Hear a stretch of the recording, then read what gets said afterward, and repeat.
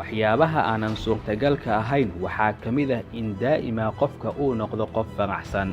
Laazim waxaa ah muddo kadib qofka farxaddu in ay ka dhammaato. Dabeecaddanina xayawaanadu xitaa gaar ahaan daanyeerada tijaabo lagu sameeyey ayaa lagu xaqiijiyey.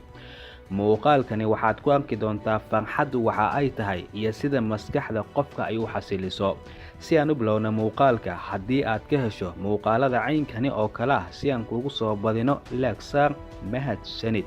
Farxaddu waa mid ka mid ah dareennada inoo suurto gelinayo in aynu nolosha horay ugu socono, waana sababta qof walba uu u yahay abaalmarin suge. Qof walba marka uu shaqo qabanayo waxa uu u qabtaa laba sababood. Mid ka mid ahna waa in shaqadaasi beddelkeeda uu sugayo abaalmarin in la guddoonsiiyo. Abaalmarintanina waa waxa keliya ee nolosha inagu hayo. Dabcan qof walba waxa uu subaxii ka lahaa uu shaqo u galaa isaga oo seexan kara in abaalmarin miishaar ah bishii uu qaato.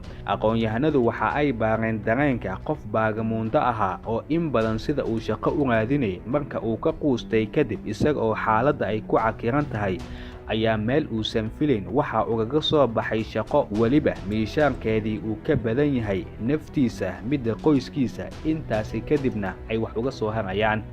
Qofkii waxa uu noqday markii shaqada uu bilaabay qof aad u faraxsan. Maalintii oo dhan waxa uu kala garan waayay waxa uu sameeyo. Maalintii koowaad ee shaqada si qurux badan oo aad u wanaagsan xishmadna ay ku jirto isaga oo waqtigeedii aanan ka habsaamin ayuu iska soo xaadiriyey.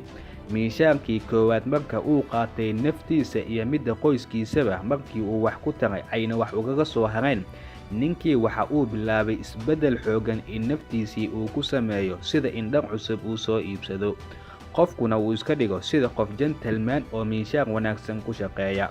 Bilooyinkii ugu horreeyay oo dhan miishaarka uu qaato naftiisa iyo qoyskiisii ayuu wax ugu tarayay. Si tartiib tartiiba qofkii waxaa ka soo yaraaday farxaddii tirada badneed ee awal shaqada uu ku haystay. Si dabiici ah oo kale subaxii aroor hore ma kala ho, balse shaqada xilligeedii ayuu tagaa. Inta uu shaqada ku guda jirana waxa uu bilaabay inuu caajis isku arko uuna la qabsado shaqadaasi. Waa qof iloobay xaaladdii xumeed ee dhaqaalaha uu ku sugnaa. Waxa uu bilaabay kolkani in miishaarkiisii u adeegsada ganacsi kale inuu ku samaysto. Waa qof guud ahaan u soo jeestay in lacag tiro badan uu samaysto isaguna uu nasto shaqaalayaal booskiisii uu geliyo. Haddaba qisada ninkani dareemihiisii hore iyo kuwani dambe waxaa ku jiro darsi aad u weyn. Qofka bani aadamku ma ay farxad geliso hal shay oo isku wada mid ah. Waxa ugu weyn ee adduunka aad ugu jeceshahay marka ay gacantaadii ay soo galaan maalmaha ugu horeeya kadib waxa ay kula noqdaan wax normal ah oo kale.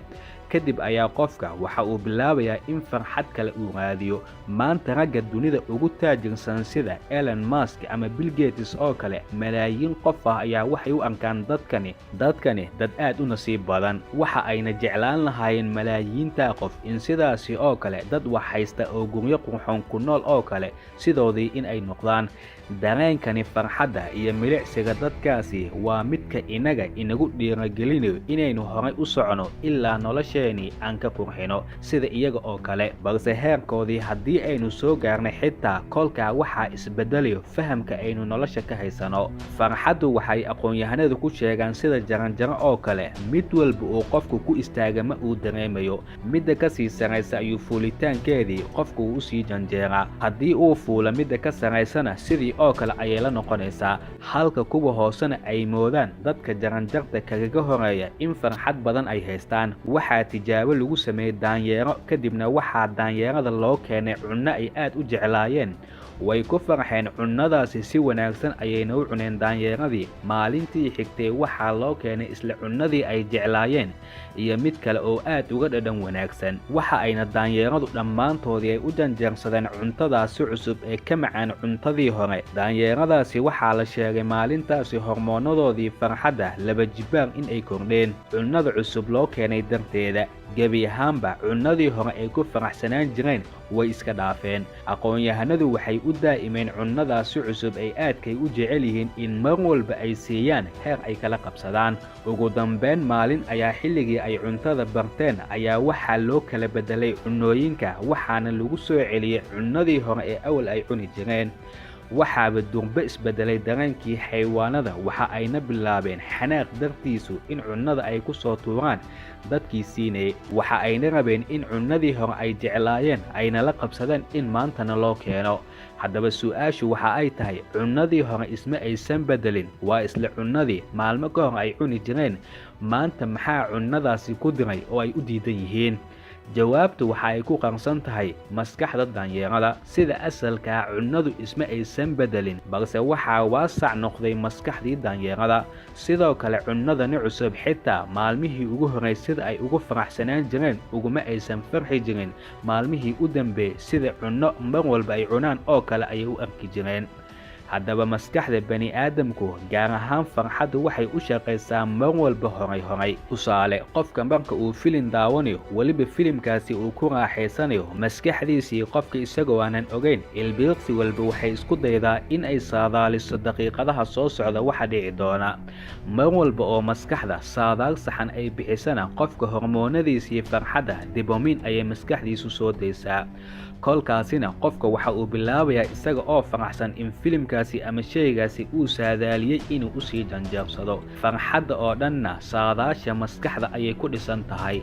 taa cagsigeeda, haddii qofka wax uusan waxba ka garanayn, weligiina uusan maqlin haddii loo shido, xitaa haddii uu wax ka fahmayo, maskaxdiisu capacity ay ku saadaalisa maadaama aysan lahayn, durba qofka waxa uu bilaabayaa inuu dhaho waxaasi iguma ay socdaan. wax walba goorta ay qof ku socdaanna waa goorta qofka waxaasi uu fahamsan yahay, awoodna uu u leeyahay inuu saadaaliyo. dhalinyarada kubadda cagta marka ay daawanayaan, waxaa xamaasad iyo farxad u yeela in maskaxdoodii marka ay u janjeerto kooxda ay taageersan yihiin in daqiiqad walba iyada ay guulaysan doonto.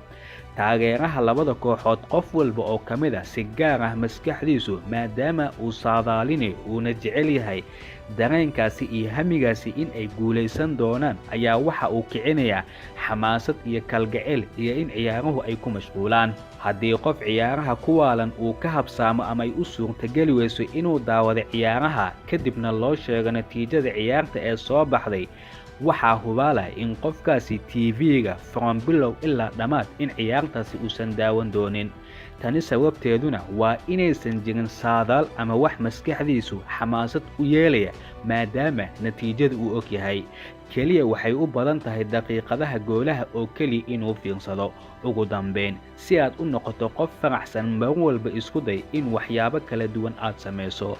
hal shay oo joogto ah mar walba waa lagu caajizaa, farxadna lagama helo.